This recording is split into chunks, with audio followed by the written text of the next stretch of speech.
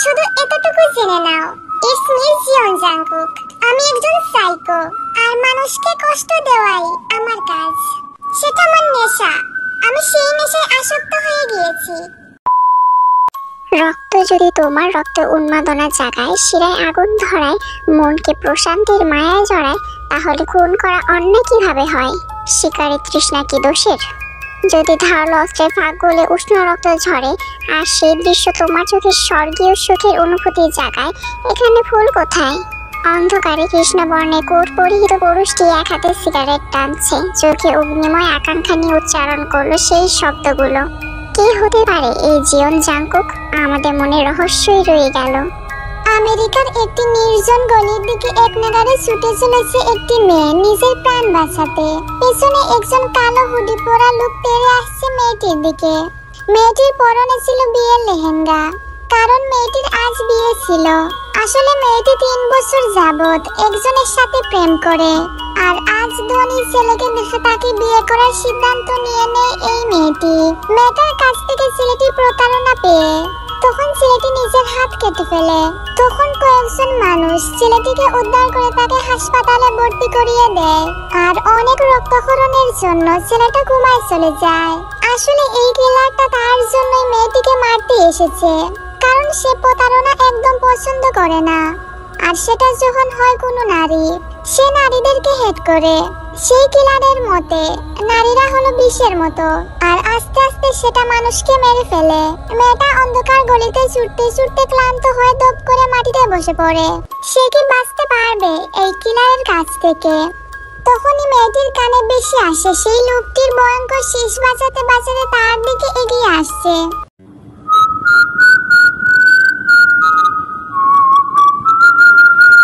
তখন সেটা শুনে মেয়েটির বুকের ভেতর পাথর জমতে শুরু করে। মেয়েটি কিছু বুঝে ওঠার আগেই লোকটি তার পিঠে দাঁড়ালো ছুরি ডুবিয়ে দেয়। মেয়েটি সঙ্গে সঙ্গে আর্তনাদ করে উঠল। তখনই পানির সুদের মতো রক্ত বেরিয়ে আসে মেয়েটির পিঠ থেকে। মেয়েটির আর্তনাদ শুনতে পেয়ে অন্যরকম শান্তি অনুভব করছে লোকটি। সে ভয়ঙ্কর হাসিতে ফেটে পড়ল। তার চোখে ছিল সেই অদম্য হিংস্রতা। সে নেশা ভরা দৃষ্টিতে তাকিয়ে আছে মেয়েটির দিকে। তারপর মেয়েটির দিকে তাকিয়ে গাড় বাঁকা করে মেয়েটির গলায় এক গা বসিয়ে দেয় আর বলতে শুরু করে, তোমরা নারীরা এত বিশালু কেন? আমরা পুরুষরা তো চাই তোমাদের কাছ থেকে একটু ভালোবাসা পেতে। নারী জাত মানেই প্রতারক, আর আমি হেট করি ওইসব নারীদেরকে যারা প্রথমে পুরুষকে ভালোবাসা শিখিয়ে তাদের ছেড়ে চলে যায়। আর ওই নারীদের একটাই শাস্তি, আর সেটা হলো মৃত্যু। বলেই লোকটি হাসিতে পেটে পড়ে, আর মেয়েটি মাটিতে লুটিয়ে পড়ে। এই নির্জন জায়গায় মেয়েটিকে বাঁচাতে কেউ এগিয়ে আসে না। মেয়েটি আস্তে আস্তে নিজের নিথর দেহটা ছেড়ে দেয়, আর লোকটি উচ্চ স্বরে হেসে উঠে দাঁড়ায়। তারপর পূর্বের মতো মুখে মাস্ক পরে হাঁটতে শুরু করে, আর শীষ বাজাতে বাজাতে চলে যায় জলদি বাড়িতে গিয়ে একটা লম্বা ঘুম দেবে। নয়তো সকালে ব্রেকিং নিউজটা শুনতে পারবে না যে। সে মানুষকে জানাতে চায় একটা প্রতারকের শাস্তি কেমন হওয়া উচিত। নিজেকে নিয়ে গর্ব করে হেঁটে চলে যায় সে।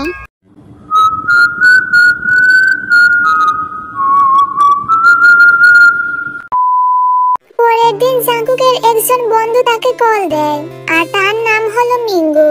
সে একজন সিআইডি অফিসার।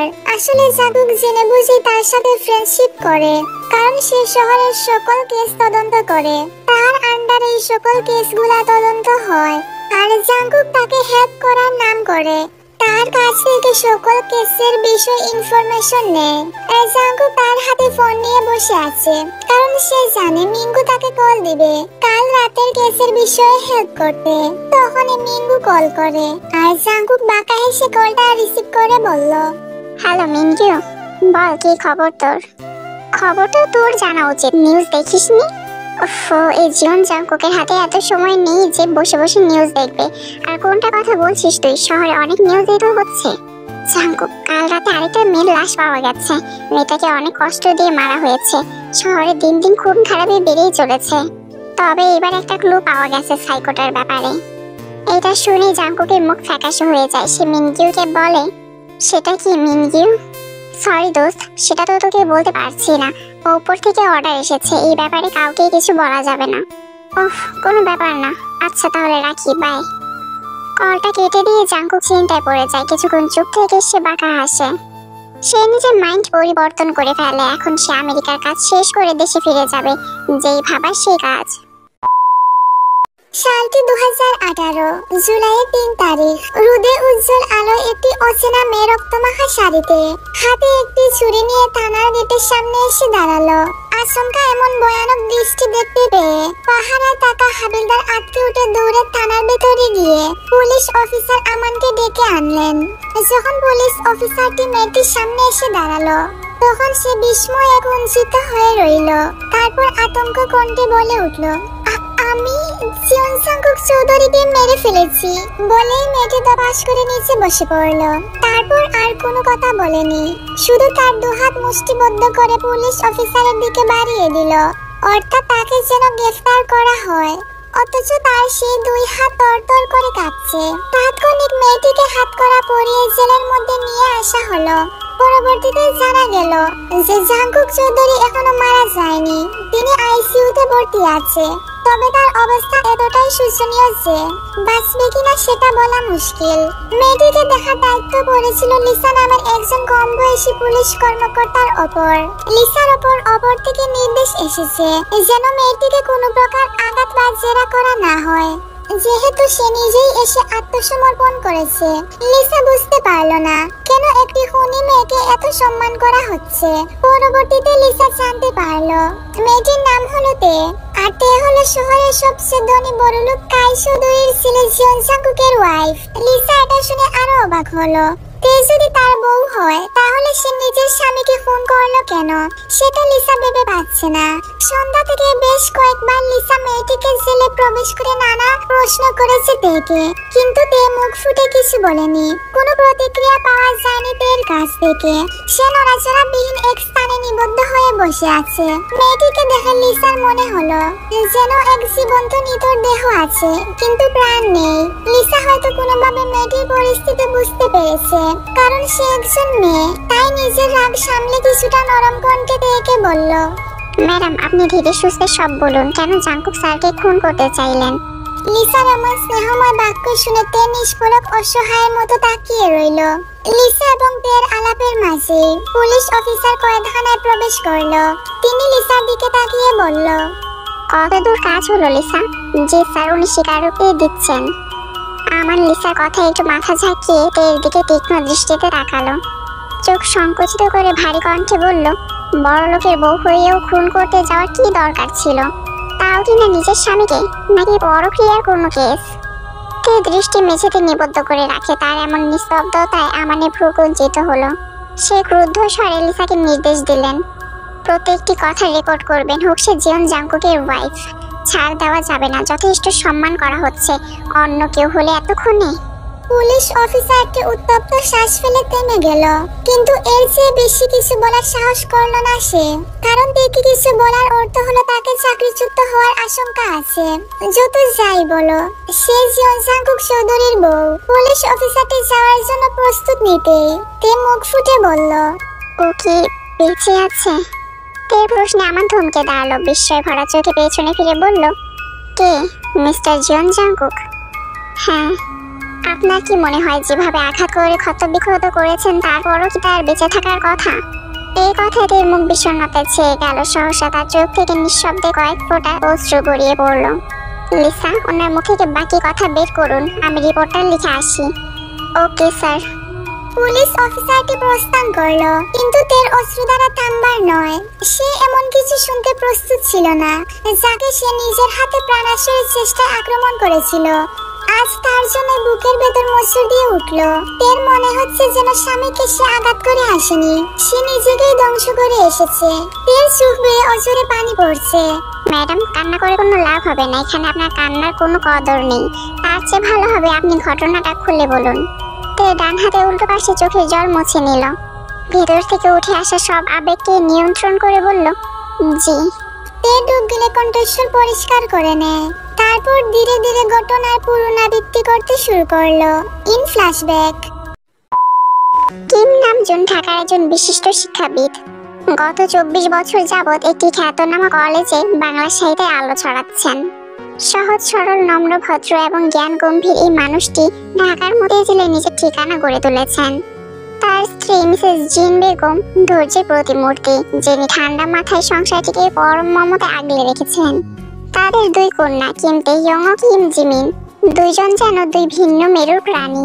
তের রূপ বর্ণনা করার মতো ভাষা নেই, যেন আকাশ থেকে নেমে আসা এক উজ্জ্বল নক্ষত্র, যার মুখমণ্ডলে মায়ায় মুগ্ধ হয়ে কেউ অনন্তের পথে হারিয়ে যেতে পারে। তাই তের মা তেকে সর্বদাই পর্দার আড়ালে রেখেছেন। তে নিজ মা বাবার প্রতি অগাধ শ্রদ্ধাশীল, বিনয়ী, ধর্মপরায়ণ, এমন এক মেয়ে যার মধ্যে শান্ত নদী প্রবাহ বহমান।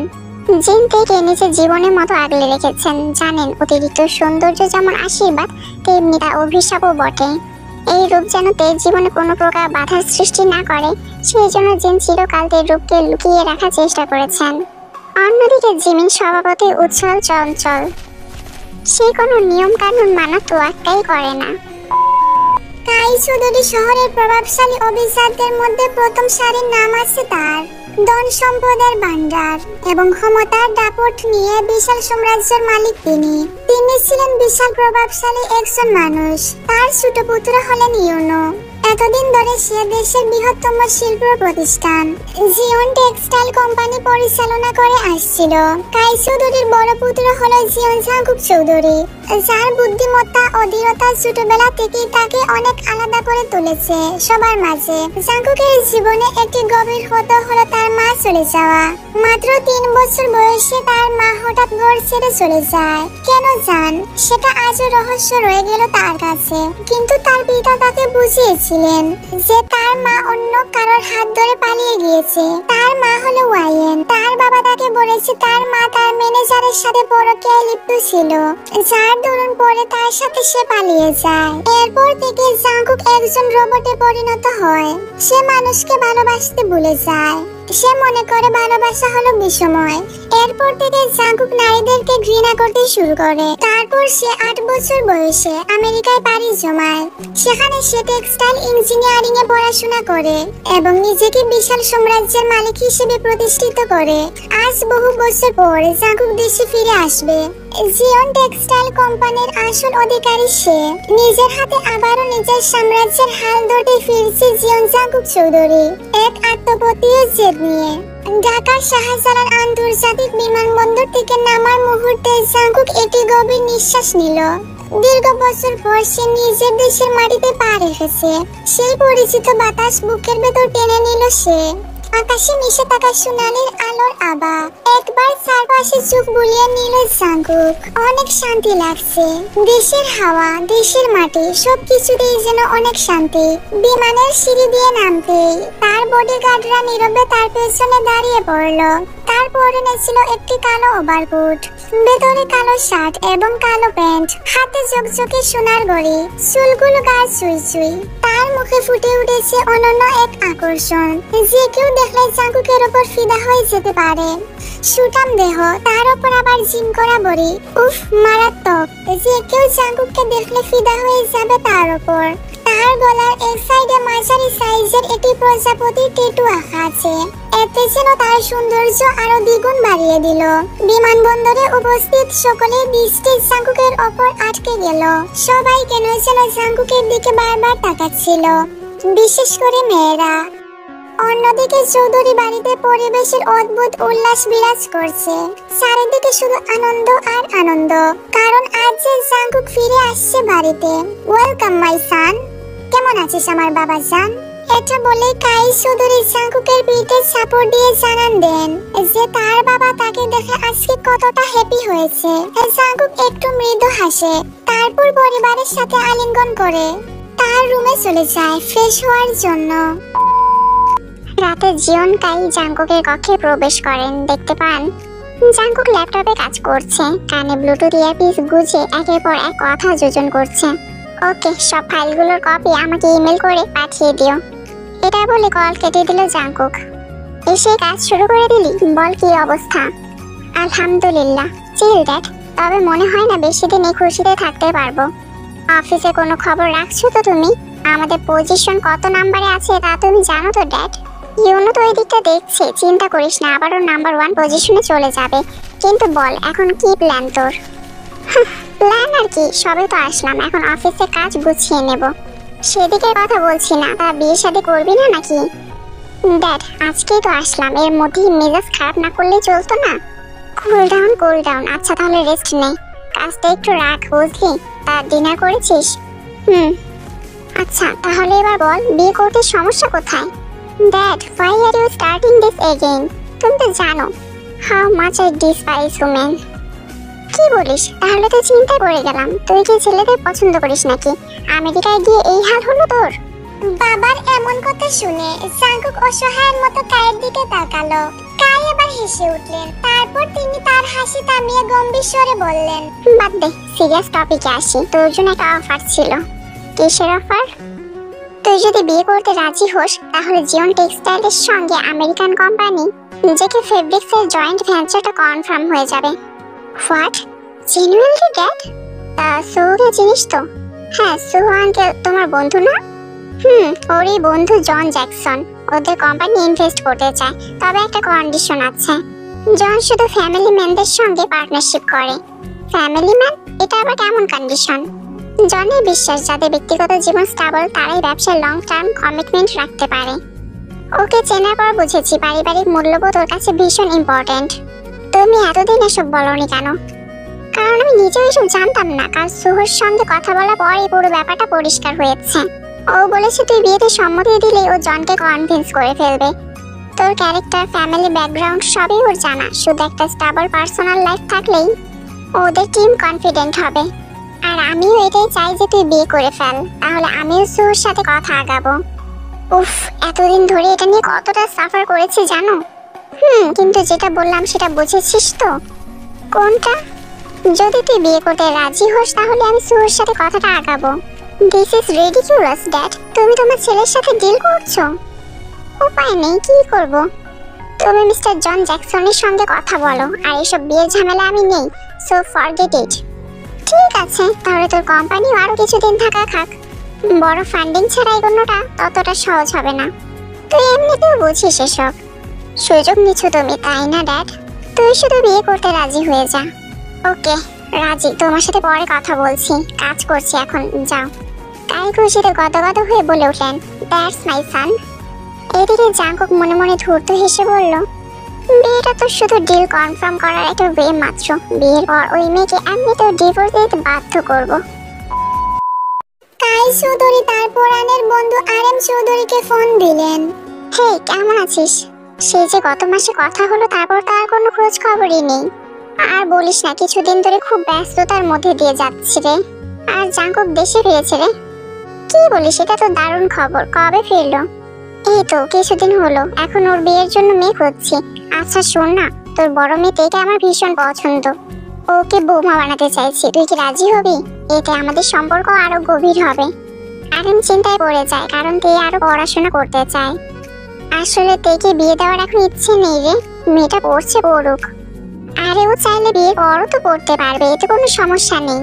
একবার দেখে আসলে কি ক্ষতি হবে? তোর মেয়ে মানে নিঃসন্দেহে খাঁটি সোনা হবে। সেটাই তো আরেক সমস্যা রে। আমার মেয়েটা ছোটবেলা থেকেই ঘর কোনো মানুষের সামনে সহজে যায় না। আমি জাঙ্কুকের জন্য অন্য মেয়ে খুঁজে দেবো, যেমন তুই চেয়েছিস। জাঙ্কুকের জন্য বেস্টটাই দেখবো। আরে শোন না, একবার দেখে আসি। চিন্তা করিস না, তুই আমাদের ঘরে রাজরানীর মতোই থাকবে, এই ভরসা আমি তোকে দিতে পারি। কিন্তু কিন্তু মিন্তু কিচ্ছু না। তুই বাড়ির সবার সাথে কথা বল, কালকে আমরা আসছি। এটা বলে হাসতে হাসতে ফোন রেখে দিলেন কাই। অপর প্রান্তে আরেম নিঃশ্বাস ফেললেন। আনমনি বললেন, তুই কি রাজি হবে? মেয়েকে তো ইচ্ছার বিরুদ্ধে বিয়ে দিতে পারবো না। কাই চৌধুরী এবং আরএম হাওলাদার সেই শৈশবকাল থেকে তারা একে অপরের ছায়া সঙ্গীর মতো আছে। বলতে গেলে তারা প্রাণের বন্ধু। বিশ্ববিদ্যালয় থেকে তে ফিরে এসে শুনতে পায় যে তার নাকি বিয়ে ঠিক করা হয়েছে তার বাবার বন্ধুর ছেলের সাথে। এটা শুনে তের মন খারাপ হয়ে যায়, কেননা তে আরো পড়াশোনা করতে চায়। এখন তার বিয়ে করার কোনো ইচ্ছা নেই, কিন্তু তে বরাবরই তার মা বাবার বাধ্য সন্তান। তাই তে আর তার মা বাবাকে বাধা দিতে পারলো না। তে ভেবেছিল তার সাথে হয়তো কোনো বড় লোকের বিয়ে হবে। এর মাঝে তের বাবা পাত্রের একটি ছবি পাঠায় তের কাছে। ছবিটা দেখেই তে থমকে যায়। কি সুন্দর সেই মানুষটি। নীল চোখের অধিকারী ছিল জাঙ্কুক, আর যে চোখের দিকে তাকিয়ে থাকতেই মন চায় সারাদিন। তাহলে কি এই সুদর্শন লোকটির সাথে তার বিয়ে হতে চলেছে? তে তো অনেক খুশি, জাঙ্কুককে তার মনের মতো লেগেছে। তে স্বপ্ন দেখতো জাঙ্কুকের মতো পুরুষের সাথে তার বিয়ে হবে। পরের দিন তেকে সুন্দর করে সাজিয়ে জাঙ্কুকের পরিবারের সামনে আনা হয়। তেকে নীল রঙের শাড়ি পরানো হয়, এতে যেন তেকে নীল পরি লাগছে। কিন্তু সেদিন জাঙ্কুক সেখানে আসে না। তে তো চারদিকে শুধু জাঙ্কুককে খুঁজতে ব্যস্ত ছিল, কিন্তু তে পায় না। এতে তের কিছুটা মন খারাপ হয়ে যায়। জাঙ্কুকের বাবা তেকে দেখে এসে জাঙ্কুককে জানায়, কিন্তু এদের যেন জাঙ্কুকের কোনো পাত্তাই নেই। মেয়েটা অনেক সুন্দর জাঙ্কুক, তুই দেখলে তো পাগলই হয়ে যেতি পাক্কা। এই মেয়ে বাড়ির জন্য পারফেক্ট। এমন মেয়ে তো পুরো দুনিয়াও খুঁজে পাওয়া যাবে না। তোমার বলা হয়েছে বিয়েটা হলেই হলো, আমার আর কিছু জানার দরকার নেই। বিয়ে করাতে চেয়েছো, আই এগ্রি। আর কি চাও? আচ্ছা তুই শুধু মেয়ের একটা ছবি দেখ, তারপর না হয় তোর ওপিনিয়ন জানাবি। আমি কাহিনী বাড়াতে চাই না, বিয়ের কাজ শুরু করো। কথাটি বলে ঘর থেকে বেরিয়ে গেল জাঙ্কুক। এদিকে জাঙ্কুকের চাচাতো ভাই চুপচাপ দাঁড়িয়ে আছে, কপাল কুঁচকে মনে মনে বলল, জাঙ্কুক যখন বিয়ে করতে চাইছেই না, তাহলে কি দরকার ওর বিয়ে করার? তেকে না হয় আমিই বিয়ে করি। ইস, যদি একবার পেতাম ওকে। হাত মুঠ করে নিল সে, অর্থাৎ আশা ও আকাঙ্ক্ষার কারণে তার মনে ঝড় তুলেছে। অন্যদিকে তে তো শুধু জাঙ্কুকের সেই ছবিটি দেখার পর থেকে ঘুমাতেই পারছে না। তার চোখে শুধু সেই সুদর্শন মুখখানা বেশি উঠছে। এটা ভেবেই তে লাজুক হাসে। কিছুদিনের মধ্যেই সেই সুদর্শন মানুষটার সাথে তার বিয়ে হবে ভাবতেই তে লজ্জা পেয়ে যায়। দেখতে দেখতে তে এবং জাঙ্কুকের বিয়েটাও হয়ে যায়। তে তো ভীষণ হ্যাপি ছিল। সেই কাঙ্ক্ষিত মানুষটা আজ তার স্বামী হয়ে গেল, আর সে তার বউ। আজ তাদের বাসর রাত, এক বিশেষ রাত যেখানে তরুণীদের হৃদয়ের স্বপ্ন বুনে। তেও সেই স্বপ্নের আবেশে বোনা। চারপাশে ফুল দিয়ে সাজানো হয়েছে। রুমের কোণায় মোমবাতি জল ভাসমান হয়ে আছে। ফ্লোরে গোলাপের পাপড়ি ছড়িয়ে আছে। সব মিলিয়ে আজকে রোমান্টিক পরিবেশে তৈরি হয়েছে। এর মাঝেই হঠাৎ ধীর প্রাকৃতিক কাঁপিয়ে জাঙ্কুক প্রবেশ করলো রুমে। তার আগমনে যেন তের বুকে মুচড় দিয়ে উঠলো। জাঙ্কুকের উপস্থিত অনুভব করতেই তে মৃদু নড়ে চড়ে বসলো। এদিকে জাঙ্কুক রুমে প্রবেশ করেই সোফায় বসে পড়ে। তারপর জুড়ি থেকে একটি আপেল নিয়ে আপেল খাওয়ায় মনোযোগ দিল। যে রুমে বসে আছে সেদিকে কোনো খেয়াল নেই জাঙ্কুকের। সে আপন মনে আপেল চিবোচ্ছে। খানিকক্ষণ বাদে জাঙ্কুক আপেলের শেষ অংশে কামড় বসিয়ে উঠে দাঁড়ালো। তারপর হিমায়ত থেকে একটি বিয়ারের বোতল বের করলো। পরে বোতলটা টেবিলে রেখে সোফায় হেলান দিয়ে শুয়ে পড়ে। তারপর বিয়ারের বোতলটা খেয়ে বিয়ার পান করতে শুরু করে জাঙ্কুক। জাঙ্কুকের এমন কর্মকাণ্ডে বেশ আশ্চর্য হয় তে চুপচাপ বসে জাঙ্কুকের এমন কর্মকাণ্ডগুলো দেখে যাচ্ছে। খানিকক্ষণ পরে জাঙ্কুক সোফা থেকে উঠে তের দিকে তীক্ষ্ণ দৃষ্টিতে তাকালো। তারপর টেবিলে রাখা দুধের গ্লাসটা ধরে গভীর কণ্ঠে বলল, so are you satisfied now? Sorry, আমি মনে হয় স্প্যানিশ ভাষায় বললাম। না মানে আপনি কি খুশি না এই বিয়েতে? আমার লাইফটা কি হেল করে দিয়ে জিজ্ঞেস করছো খুশি কিনা? একটু থেমে জাঙ্কুক নিজের রাগকে আর সংযত করতে না পেরে হাতে ধরা দুধের গ্লাসটি নিচে ছেড়ে দিল। সঙ্গে সঙ্গে কাঁচের টুকরো ছিটকে সারা ঘরে ছড়িয়ে পড়লো। তে চমকে উঠে ঘুমটার আড়াল থেকে জাঙ্কুকের দিকে তাকিয়ে থাকে। My freedom, my joy and everything I once cherished have vanished and it's you who bears the blame. জাঙ্কুকের কথাগুলোতে হৃদয়ের দিকে শীতল শুলের মতো ধেয়ে এলো। মানে আপনি ঠিক কি বোঝাতে চাইছেন? আমি তো কিছুই বুঝতে পারছি না। Uneducated girl. এনিওয়েজ, এই বিয়েটা শুধু একটা বোঝাপড়া ছাড়া কিছুই না। তাই আমাকে নিয়ে হাজব্যান্ড ম্যাটেরিয়াল কোনো এক্সপেকটেশন রাখবেন না। Wait a moment, why am I addressing you formally? এই মেয়ে, তোমার বয়স কত? জাঙ্কুকের এমন উদ্ভট আচরণেতে বেশ অবাক হলো। একটা মেয়ের সঙ্গে কিভাবে আচরণ করতে হয় সেটাও জাঙ্কুক জানে না। জাঙ্কুকের প্রতিটি উচ্চারিত শব্দ যেন চুরির মতো বাঁধলো তের হৃদয়ে। এ কেমন মানুষ! তে জীবনেও এমন জীবন সঙ্গী আশা করেনি। I'm 22 years old, a third year pharmacy student at Jagannath University. এই হ্যালো, আপনার বায়োডাটা কেউ শুনতে চায় নাই। যতটুকু জিজ্ঞেস করেছি ততটুকুই বলবেন। আর হ্যাঁ, তুমি আমার থেকে 6 বছরের ছোট। বাচ্চা মেয়ে। I don't know what my family saw in you, but don't believe that you laughed and soft me. তে কিছু না বলে অবাক দৃষ্টিতে তাকিয়ে দেখে যাচ্ছে সবকিছু। প্রথম রাতে এমন স্বামীর অপমান কোনো মেয়েও মেনে নিতে পারবে না। When you have so many problems, why did you get married? And what is the meaning of ruining a girl's life like this? I'm not obligated to explain myself to you. This marriage is just a family deal. জাঙ্কুকের এমন বাক্যের মানে বোঝার চেষ্টা করলো। বিয়েটা একটা পারিবারিক চুক্তি, এটা কেমন দাঁড়ার কথা হলো? Nevertheless, if you would like, we can enjoy a night together in bed, darling. এবার তার রাত তার সমস্ত সত্তাকে ছাপিয়ে গেল। জাঙ্কুকের মুখ থেকে যেই বাক্যটি বের হলো তা যেন নিষিদ্ধ পল্লীর মেয়েদের সঙ্গে কথোপকথনের বিকৃত প্রতিধ্বনি। একজন মানুষের বিয়ে যদি নিজে অনিচ্ছায় হয়েও থাকে তাও হয়তো মেনে নেওয়া যায়, কিন্তু এমন নির্লজ্জভাবে কেউ কিভাবে বলতে পারে যে সে তার স্ত্রীর সাথে রাত কাটাতে চায়? এই ধরনের কথা বলার আগে অন্তত পক্ষে একজনের বিবেকের দিকে তাকানো উচিত। Pardon me, mister. I urge you to reconsider your words. What is your perception of Bangladeshi girls? We hold our self-respect in high regard. Strange. Did I insult you? আচ্ছা, বাসরাতে তাহলে কি করে? যদিও তোমার মতো মেয়ের সাথে ঠিক যাবে না, তাই এইসব নাটক বন্ধ করো, বুঝেছো?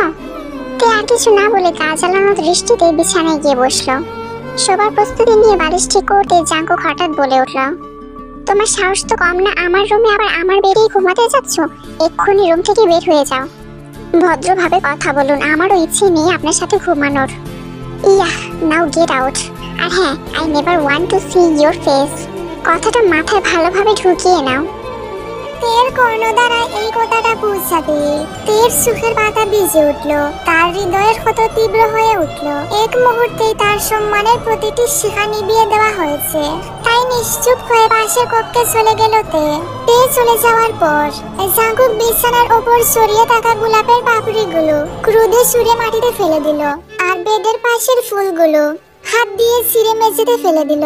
এরপর ডয়ার থেকে একটি সিগারেটের প্যাকেট বের করে সিগারেটের প্যাকেট থেকে একটি সিগারেট নিয়ে সিগারেট টানতে শুরু করলো। অন্যদিকে তে জাঙ্কুকের পাশের রুমে চলে যায়। তে পাশের রুমে অজরে কাঁদছে। এটাই কি ছিল তার ভাগ্যে, যাকে নিয়ে এত স্বপ্ন বুনেছিল তে? আজ সেই স্বপ্নটা ভেঙে চুরমার হয়ে গেল। মানুষের চেহারার সঙ্গে তার মনের কোনো মিল নেই। মানুষের চেহারা যতই সুন্দর হোক না কেন, তার ভেতরটা যদি আসলে সুন্দর না হয়, তাহলে সেই মানুষটি আসল প্রকৃত মানুষ নয়। নববধ রূপে সাজ্জিত তে সারা রাত নির্ঘুম কাটিয়ে দিল। ক্রমাগত একাকী কান্নায় ভেঙে পড়েছে তে। এই রাতটা তার কাছে কতটা বিষময় এবং কতটা যন্ত্রণাদায়ক সেটা কেবল সেই জানে। ভোরের প্রথম আলোর রূপালী আভা ছড়িয়ে পড়তে জাঙ্কুক নাস্তা সেরে অফিসের উদ্দেশ্যে রওনা দেয়। অন্য কক্ষে লেহেঙ্গা বদলে ধবধবে ক্রিম রঙের শাড়ি পরে নেয় তে। সূক্ষ্ম রেশমি কারচুপি ছড়িয়ে রয়েছে পাড় জোরে, আঁচলটি পরিপাটি করে ডান কাঁধে তোলা। এরপর ফজরের নামাজ শেষ করে নিজের কক্ষটি পরিপাটি করে রাখিতে জাঙ্কুক চলে যাওয়ার পর সে পাশের রুমে গিয়ে বিশৃঙ্খল দৃশ্য দেখে কিছুক্ষণ স্তব্ধ হয়ে দাঁড়িয়ে থাকে। কিছুক্ষণ পর এক গভীর দীর্ঘশ্বাস ফেলে বিছানাটি গুছিয়ে নেয়। নিচে ছড়িয়ে থাকা কাঁচের টুকরোগুলো সরিয়ে ঘরটিকে আবারও তার নিজস্ব ধাঁচে ফিরিয়ে আনে। তারপর রান্নার উদ্দেশ্যে নিচে নেমে আসে। নিচে এসে দেখে ড্রয়িং রুমের রাজকীয় সোফায় আরাম করে আতশোয়া হয়ে বসে আছে বাড়ির বড় বউ আয়ু। তার এক পা আরেক পায়ের উপর তুলে রাখা। তে তার দিকে একবারও নজর না দিয়ে রসোই ঘরে ঢোকার জন্য উদ্যত হলো। ঠিক তখনই আয়ু কপাল কুঁচকে প্রশ্ন ছুড়ে দেয়, তা কেমন কাটলো বাসর রাত? আমার হ্যান্ডসাম দেবর নিশ্চয়ই তোমাকে খুশি করতে পেরেছে।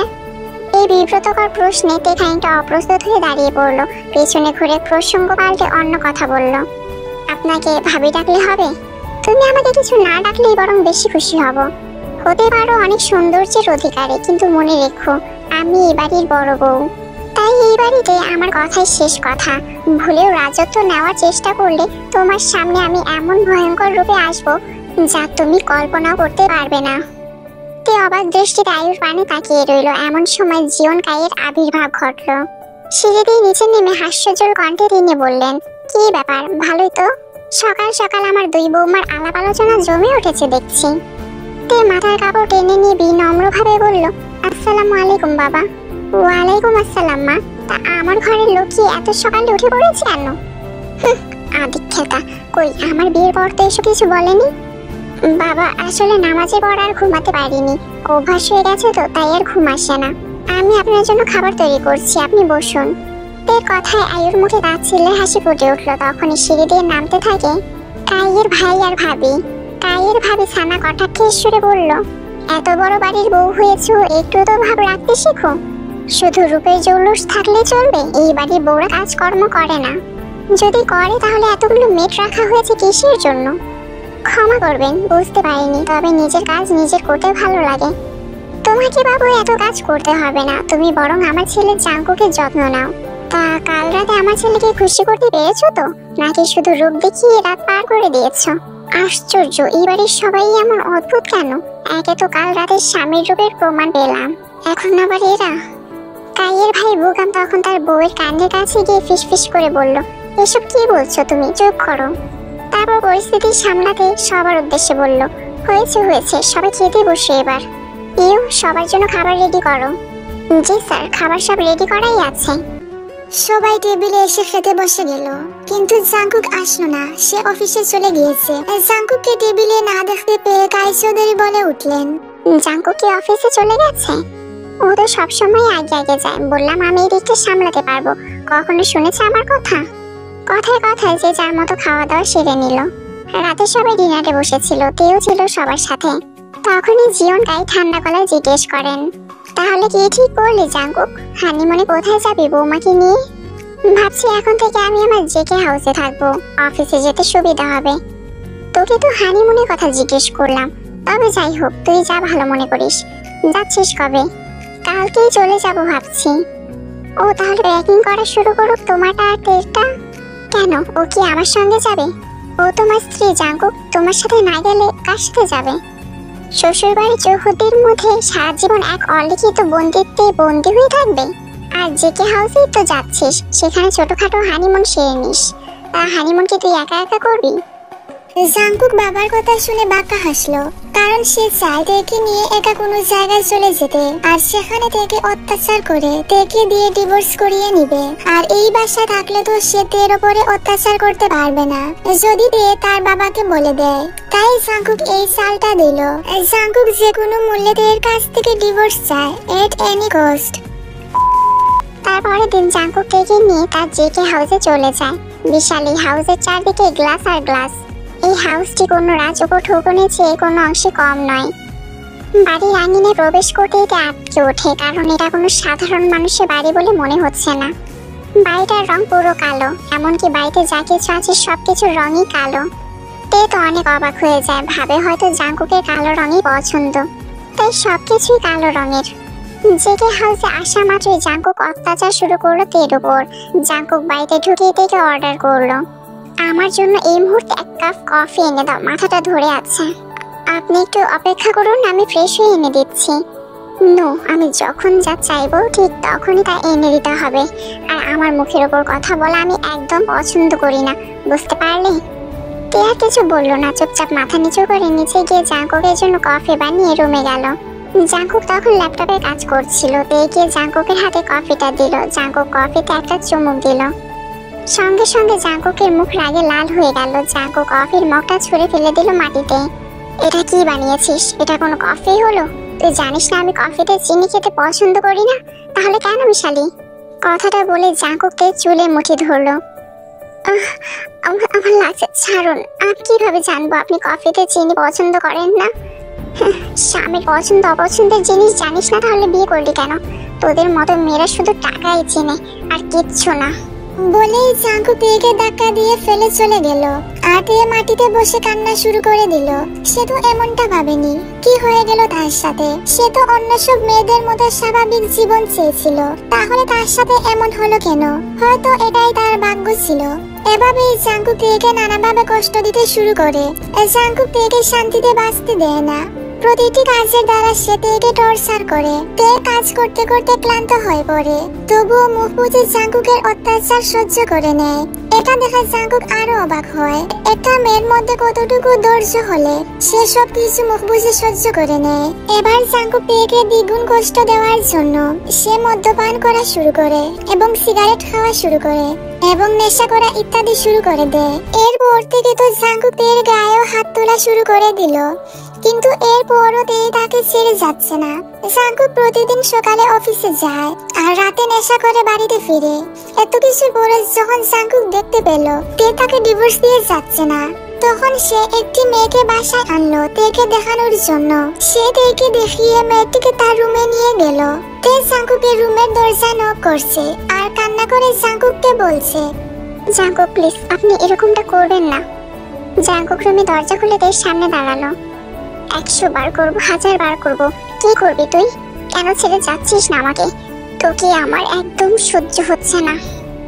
এটা বলে জাঙ্কুক তেকে দেয়ালের সাথে চেপে ধরলো আর এক হাত দিয়ে তের পেট শক্ত করে ধরলো। তের মনে হচ্ছে জাঙ্কুক তার পেট ছিঁড়ে ফেলবে, এতটাই জোরে ধরেছিল জাঙ্কুক তের পেট।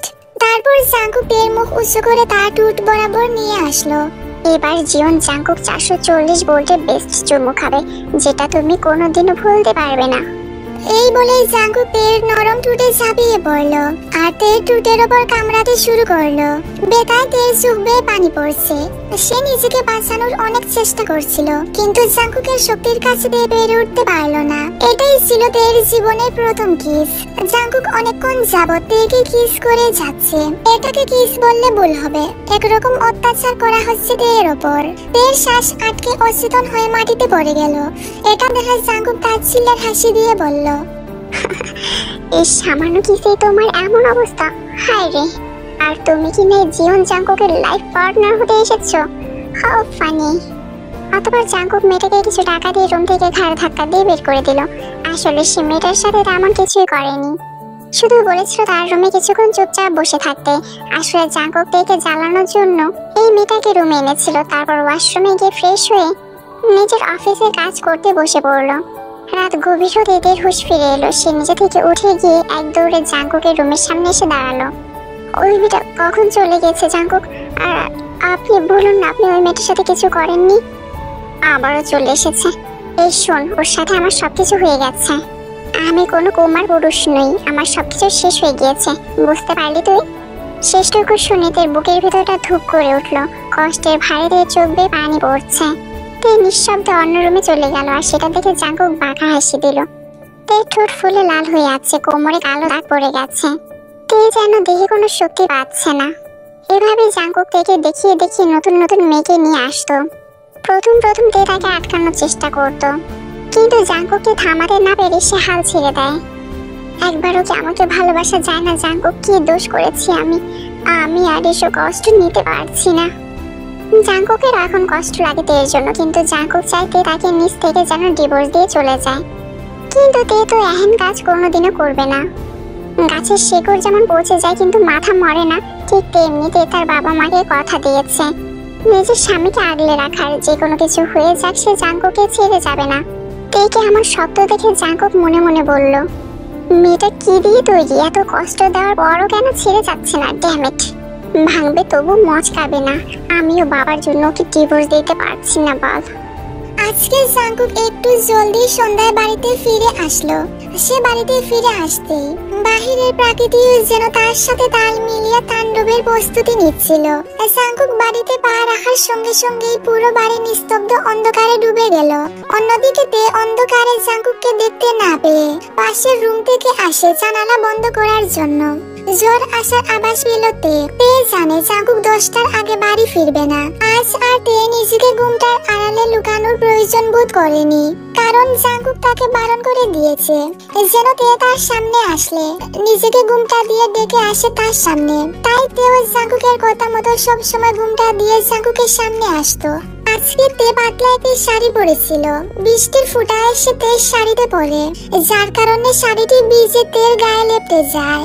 আবসা আলোয় কাউকে জানালার পাশে দাঁড়িয়ে থাকতে দেখে জাঙ্কুক থমকে যায়। জাঙ্কুক কিছু বলার আগে হঠাৎ বিদ্যুৎ চমকাতে শুরু করলো। বিদ্যুৎ চমকানোর আলোয় তের সারা দেহ জাঙ্কুকের সামনে বেশি উঠলো। জাঙ্কুক এ কাকে দেখতে পাচ্ছে, মনে হচ্ছে এইমাত্র কোনো পরী নেমে এসেছে তার সামনে। তেকে এমন আধবেজা অবস্থায় দেখতে পেয়ে জাঙ্কুকের সারা দেহে অজানা শিহরণ বইতে শুরু করলো। তার দৃষ্টি আটকে যায় তের মাঝে। এর মাঝে বাড়ির বিদ্যুৎ ফিরে আসলো আর জাঙ্কুক বাস্তব রূপে ফিরে আসলো। এবার জাঙ্কুক আরো স্পষ্ট ভাবে দেখতে পেল এটা তে। তের লম্বা চুল কোমরে পড়ে আছে আর তের টুটের পাশে তিলটা যেন জাঙ্কুককে টানছে। জাঙ্কুক নেশালো দৃষ্টিতে তাকিয়ে আছে তের পানে। তের চোখের গভীরে হারিয়ে যায় জাঙ্কুক। তের এই সৌন্দর্য এতদিন আড়ালে ছিল। জাঙ্কুক নেশালো কণ্ঠে আনমনেই বলে উঠল, তুমি পড়ি না অন্য কিছু, তোমার চোখগুলো সবুজ বনানীর মতো, আমি পাগল হয়ে যাব। তোমার ত্বক মাখনের মতো মসৃণ, তোমার ঠোঁট গোলাপের পাপড়ির মতো কোমল।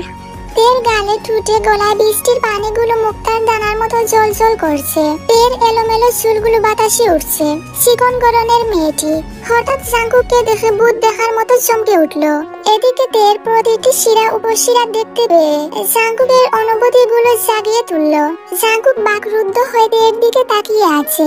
কি তুমি রমণী? জাঙ্কুক যেন বিশ্বাস করতে পারছে না এটাই তে, কারণ জাঙ্কুক তেমন ভাবে কোনোদিনও তের দিকে তাকায়নি। তে মৃদু সুরে বলে উঠল, আমি তে। তের জবাব যেন তীরের মতো জাঙ্কুকের বুকে গিয়ে বিঁধল। তে প্লিজ, তুমি ঘুমটা দাও, নিজেকে ঢেকে নাও, আমার চোখ ঝলসে যাচ্ছে। আমি আর তোমার দিকে তাকিয়ে থাকতে পারছি না। তোমার রূপের আলোয় আমি পড়ে যাচ্ছি। প্লিজ নিজেকে ঢেকে নাও তে। তে সঙ্গে সঙ্গে শাড়ির আঁচল দিয়ে মুখ ঢেকে নিল। আমি আসলে বুঝতে পারিনি যে আপনি আজ এত তাড়াতাড়ি বাড়িতে ফিরে আসবেন, তাই ঘুমটা দেইনি। আর কি হয়েছে আপনার, এমন আচরণ কেন করছেন? কিছু হয়নি তে, কিছু না। প্লিজ তুমি এখান থেকে চলে যাও। তে ধীরে ধীরে দূরে সরে গেল। তার মনে অজানা ভাব জাগলো। আজ কি হলো জাঙ্কুকের? সে এমন করছে কেন? আজ তের কাছে জাঙ্কুককে নেশা করেছে বলে মনে হয়নি, তাহলে জাঙ্কুক এমন আচরণ কেন করলো? জাঙ্কুক তাড়াহুড়ো করে নিজের রুমে চলে যায়। জাঙ্কুকের ভেতরে আগুন জ্বলছে, তাই নিজেকে শান্ত করতে গোসলে চলে গেল জাঙ্কুক। তার চোখের সামনে শুধু বারবার তের মুখখানা বেশি উঠছে। তাহলে কি সে তেকে ভালোবেসে ফেললো? না না, এমনটা হতে পারে না। সে তো পুরো নারী জাতিকে ঘৃণা করে, তাহলে আজ তার কি হলো? সে তেকে ভালোবাসতে পারে না। জাঙ্কুক এতটাও দুর্বল নয়।